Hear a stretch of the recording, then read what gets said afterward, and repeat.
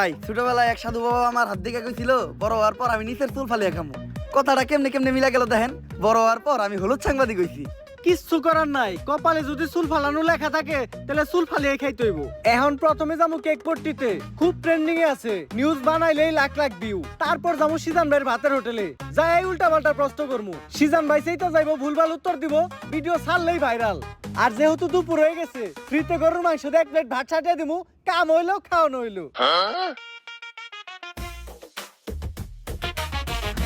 কি গো ভাই, এই জায়গায় এত মানুষ কে? কি হইছে এই জায়গায়?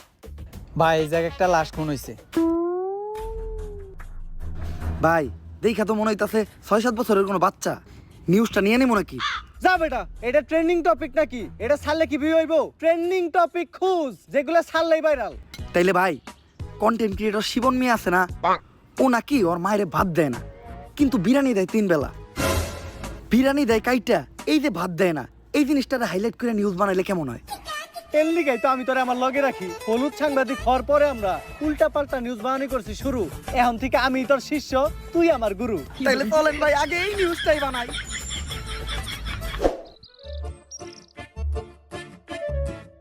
স্যার স্যার স্যার দাঁড়ান, একটু দাঁড়ান।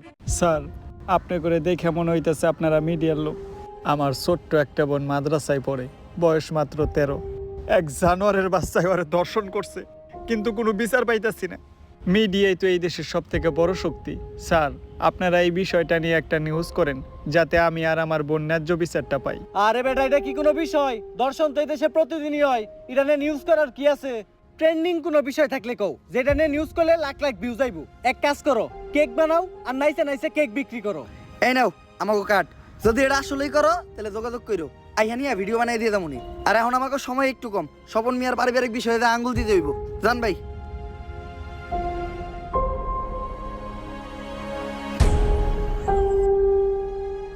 বইনে এক গ্লাস পানি লয় তো।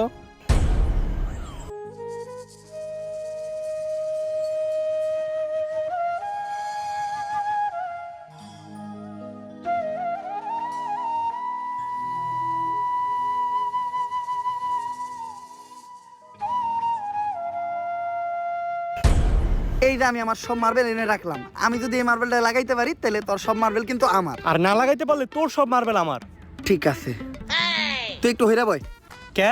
তুই যদি অনেই বয়ে থাকস, আমি মার্বেল মারলে এই মার্বেলে না লাগলেও তোর মার্বেলে ঠিকই লেগে যাইব।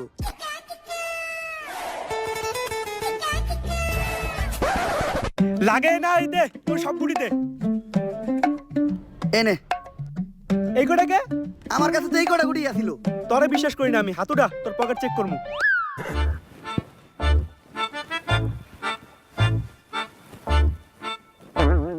কিরে তুই মিছা তো কইলি কে? এই যে বড় বড় দুটো মার্বেল তুই তোর পকেটে লুকিয়ে রাখছস। ওই দুইটা স্যার আর ভাই কর, আমার পকেট ফুটা, তুই আমার পার্সোনাল মার্বেলে হাত দিছস। আরেকটা মার্বেল আছে যেটা দিয়ে আমি মারছি, ওইটার সামনে ওই করতে পড়ছে।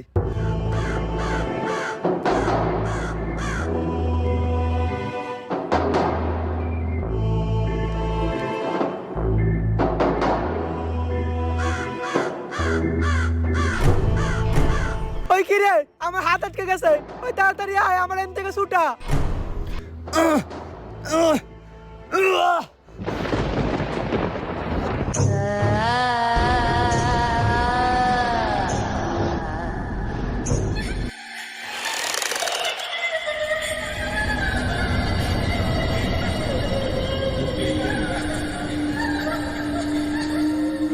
সন্ধানা মুক্ত হয়ে গেছে, কাউরে বাঁচতে দেবো না, সবাই মরবি, তুই মরবি, তুইও মরবি, তোর নানি মরবো, আমি মরবো, সন্ধানা কাউরে বাঁচতে দেবো না, সবাই মরবি, পালা, তাড়াতাড়ি পালা, তোরা সবাই পালা, মরবি। কে সঞ্জনা? আর কেন মারবো আমাকে সবাই? আরে ও পাগল, ওর কথায় ভয়টাই পাইস না। ভাই আর আমি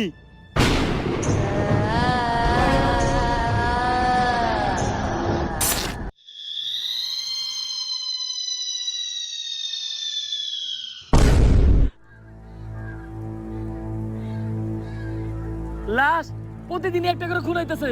কোন দেশে সহবাস করি আমরা? এই দেশে আমাদের কোনো নিরাপত্তা নেই, পুলিশ কি করে? গত 1 মাসে 10টারও বেশি লাশ পাওয়া গেছে।